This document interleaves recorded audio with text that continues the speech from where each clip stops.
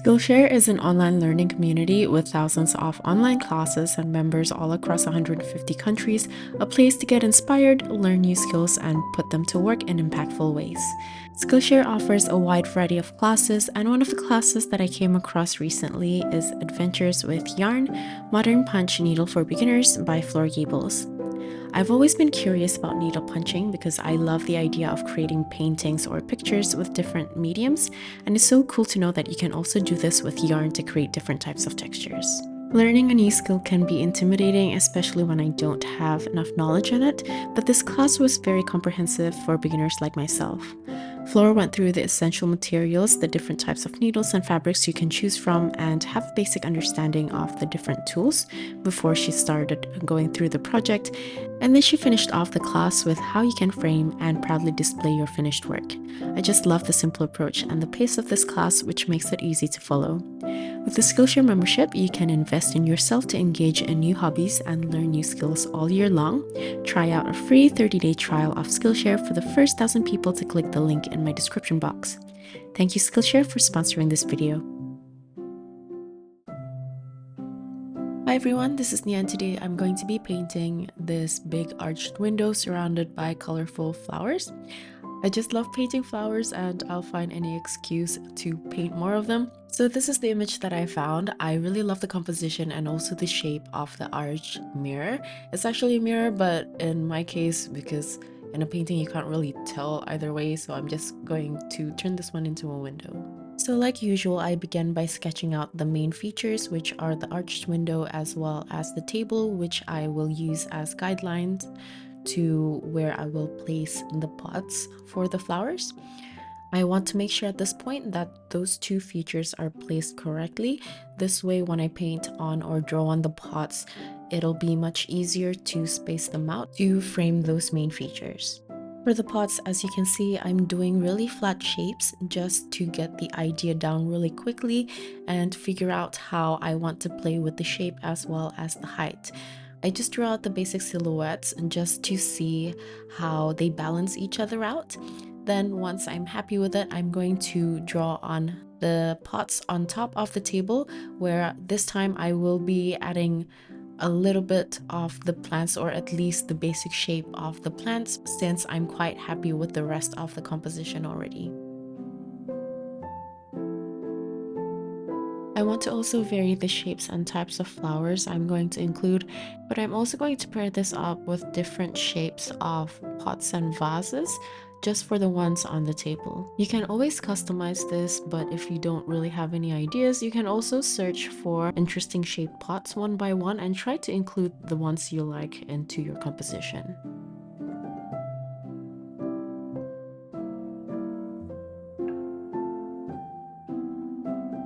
Once I'm done with the vases on the table, I moved back to the pots at the bottom of the table. This time I'm going to add a little bit of dimension by curving the base as well as the rim of these pots. Then, just like the plants on top, I'm just going to draw out the basic shapes. If it's easy for you to freehand your plants, you don't have to draw them out. For me, it's just for a reminder of my initial ideas as I'm building this up slowly.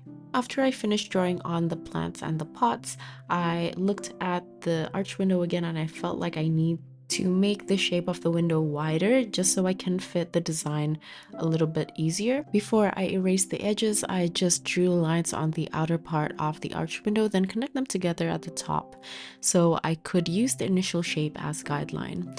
Then I divided the shape into even vertical sections and created a horizontal line where the curved arch started. I then connected the paired lines with more arches varying in height evenly. After that, I tried to divide the top part into even sections again. As for the rest of the window, I'm going to divide it up again, this time horizontally. This painting, I'm going to be using my Himi gouache. Here are the colors: Ponceau, which is like vermilion, ochre, black, Prussian blue, ultramarine, white, grass green, medium yellow, and lemon yellow. I'm also going to use this gray-green watercolor pencil by Albrecht Dürer and my Sakura Micron pen in Sepia 005. Here I started out by painting the base color of the window. I used a mix of black, Prussian blue, and a lot of white in a medium to thin consistency. This way I don't lose the pencil marks and I can still use it as guidelines later. As I get towards the bottom, I add more white, so there's a slight gradation from the top to bottom. By the way, you can also paint this using watercolors. I just haven't touched my Himi gouache set for a long while and I don't want it to go to waste.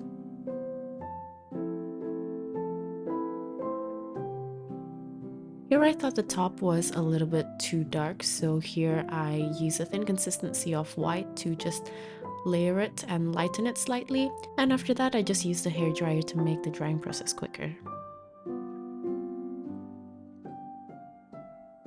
Next, I'm going to paint the detail of the window or the window frame. Here I'm going to use a mix of ochre, a tiny bit of white, as well as the Prussian blue and black mix. Before painting this though, I realized that some parts of the pencil marks are a little bit too light, so here I ended up relining those areas again and just making sure that the lines are very visible and easy to follow. Then after this, I'm just going to use my small brush to line all of those details that I drew out.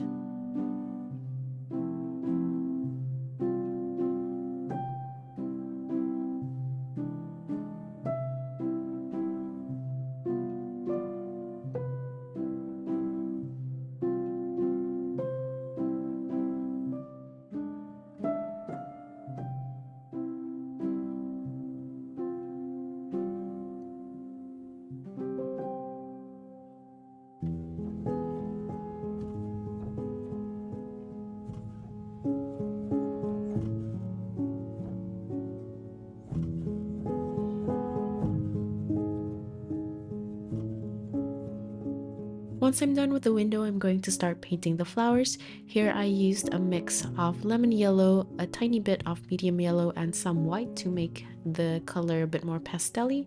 And here I'm just going to paint circles. Then once I've painted a few, I added a bit more of the medium yellow to create a darker color. Then I painted around the circles to give it some volume.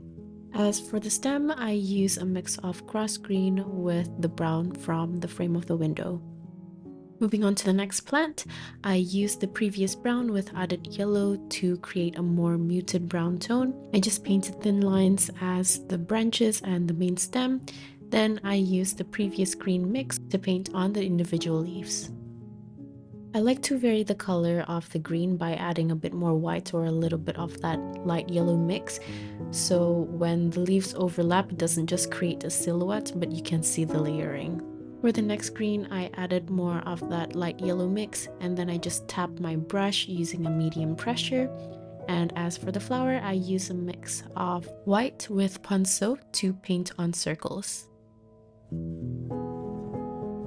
For the detail of the flower, I used a mix of Ponceau with a little bit of the dark brown mix, and since the base of the circle isn't too dry, I ended up picking up some of the white, which creates this muted pink color. I just painted uneven curved lines going radially within the circle. Then for the center, I used the darker red mix. Here I'm adding a bit of shadow underneath the flowers. I also painted on some loose leaves and stem using the previous dark green mix. I'm just going to quickly show you how I mix my greens. Here, the main green color I use is grass green, and then I pick up whatever color is in the palette, like the yellows, blues, or the browns, and I use it to mix with the green to create different tones. It doesn't really matter what tone of green you choose for specific plants. I just want to make sure that they're all different from each other so they don't all look the same. Next, I'm going to paint the table. I use a little bit of that reddish brown with a lot of white, and I'm going to use a medium to light consistency so the paint is a bit easier to glide on. For the top and bottom rim, I'm going to differentiate the color slightly by adding more white so you can see the separation between those textures.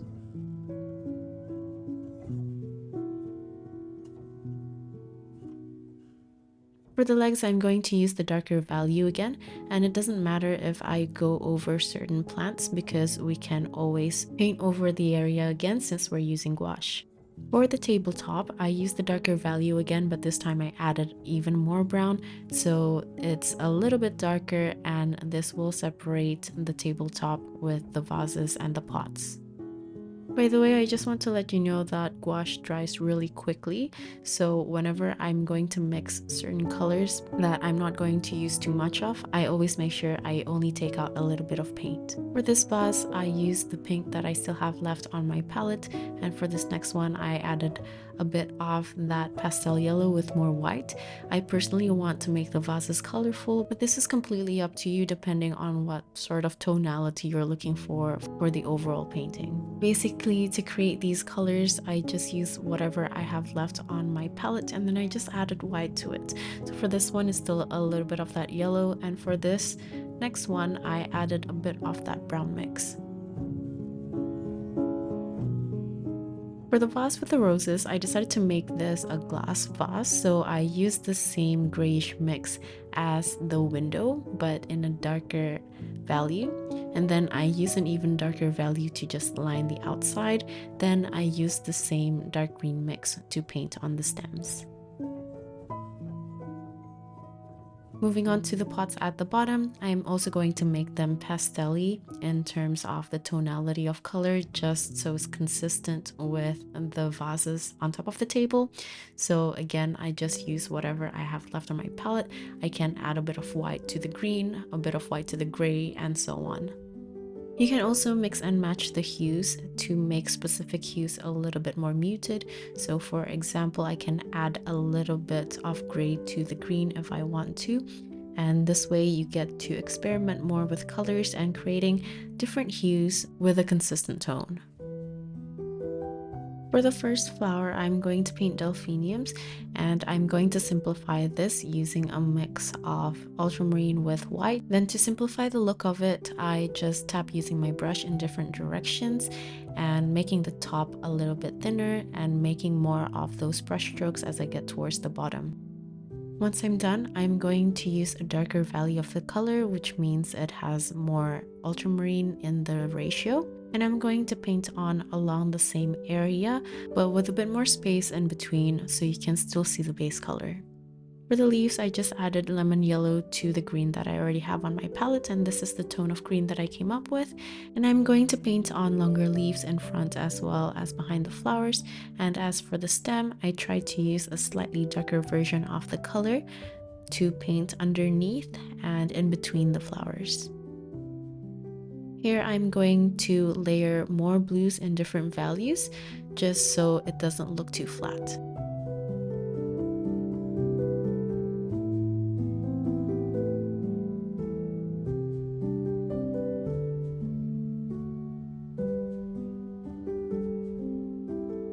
I'm going to use the same light yellow as before for the next flower. So this is a mix of medium yellow, lemon yellow, and a lot of white.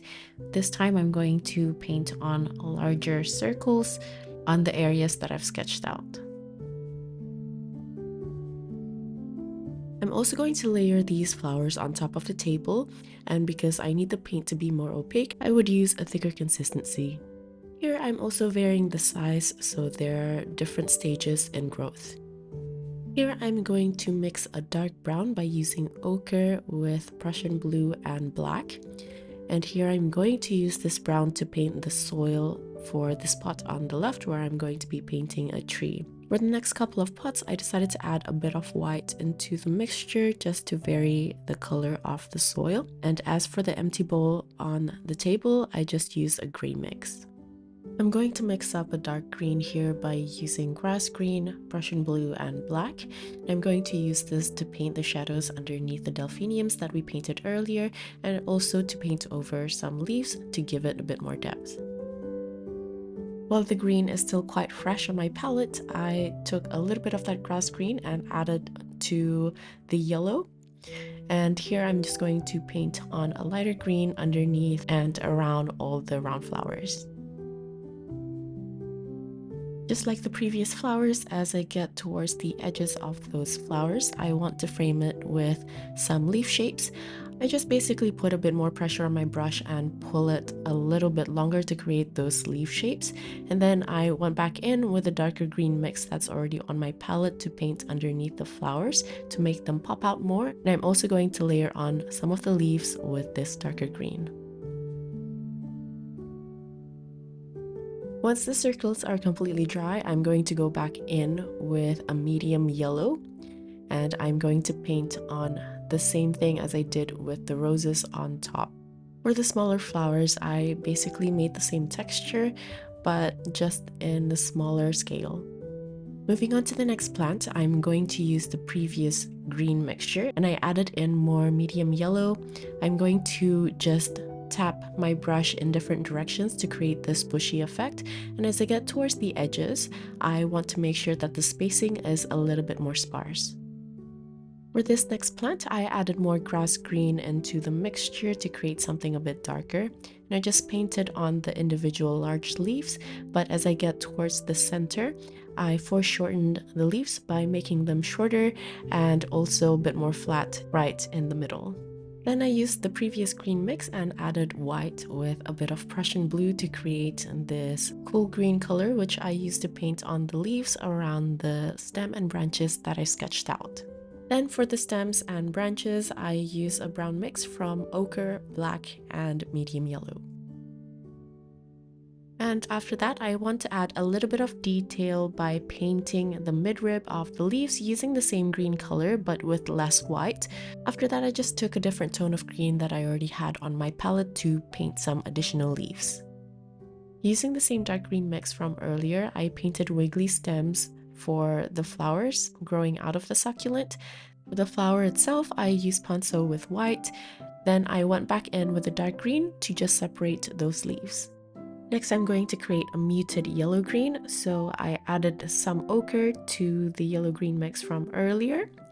And I'm just going to paint on a bit more leaves and also some finer stems with small leaves growing out of it. Then I'm going to use a thick consistency of white to paint dots in random places on top of this plant. And this will serve as a base color, so I can fill this with a light purple from a mix of Ponceau, Ultramarine, and a lot of white. After this, I want to paint the hanging leaves from the plant on top of the table. I use a dark green mix from whatever was already left on my palette. And then I first painted a wavy stem going downwards. Then I still use the same green to paint on some leaves growing out from those vines. I'm also going to do the same for the top edges to make this plant look a little bit more lush. For the next plant, I'm just going to create a pine needle sort of texture using a muted yellow-green color. I just basically paint curved lines for the leaves, and I try to layer different versions of the same green. For the tree on the left, I used the same dark brown mix from ochre, black, and medium yellow. I tried to make the main stem a little bit thicker, especially when it's closer to the bottom. Then as for the branches, I made the lines a little bit jagged and also much lighter in terms of stroke weight, especially towards the edges. For the leaves, I used this muted yellow-green mix from mostly grass green, medium yellow, and a little bit of ochre and black. As I'm painting, I'm following this pattern of grouping them in threes or two leaves, especially towards the edges of the branches. And I'm just going to continue doing this for the rest of the tree. Once I finish painting the three leaves for the tip of the branches, then I start to paint on individual leaves to fill some of the empty areas. Like the previous trees, I also try to vary the color of the leaves slightly, so sometimes I add a little bit more yellow. After that, I use this gray-green colored pencil to outline some of the lighter pots. You can also use your pen to outline these pots. I usually do that, but I just wanted to see an experiment with a different textured outline. Then I used my pen to draw on the midrib of the leaves from the previous tree that I painted. So I've pretty much have all of the elements down already, so now I want to build the form of the vases. I basically try to recreate the same base color but in a darker value of these vases. Then I try to just paint around it, leaving the center the lightest area. In terms of the design, it's completely up to you how you want to design it. I just picked all the colors that I already have on my palette because I don't want things to go to waste, and I just paint on different patterns like dots, lines, and things like that. You can also play around with natural textures like what I'm doing with these pots. I try to apply the pattern or texture using different ways, and then I smudge it together once it's half dry using a damp brush. So I'm just going to keep doing this by adding a little bit of texture and also building on the form of these pots.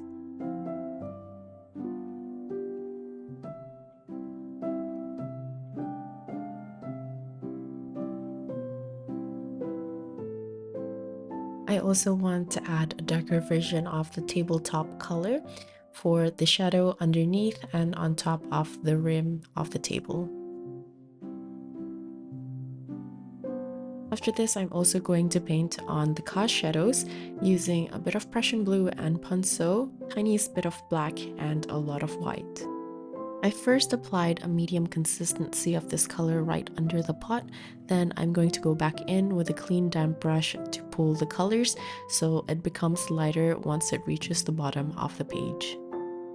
I'm also going to treat this color as the floor, so here I'm painting a line and I'm not going to go further than that line. I felt like adding a bit more color, so here I used the thick consistency of Ponceau to just dot some red berries around this plant. And when I looked at the composition again, I felt like this area at the back looked kind of empty and the space looks a little bit weird in the composition. So I decided to just paint something on really quickly. I painted this plant quite loosely, so it looks like it's positioned more at the back compared to the other plants. Once the pots are completely dry, I'm going to also paint on a little bit of design, just like how I treated the pots on top of the table.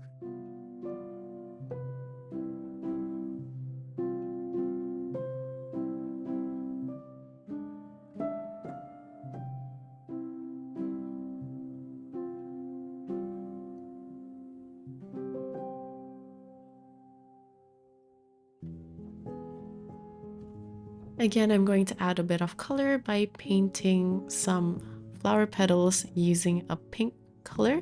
This is from the Ponceau I had left on my palette with a lot of white. And here I decided to just add some younger leaves on this plant.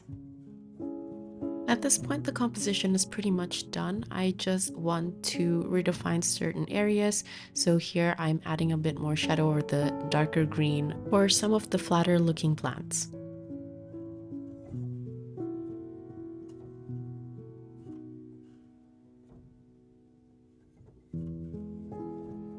After that, I also want to build the contrast for the shadow, so I use a mix of black and Prussian blue in a medium to thin consistency, and then I followed up with a clean damp brush to soften the edges.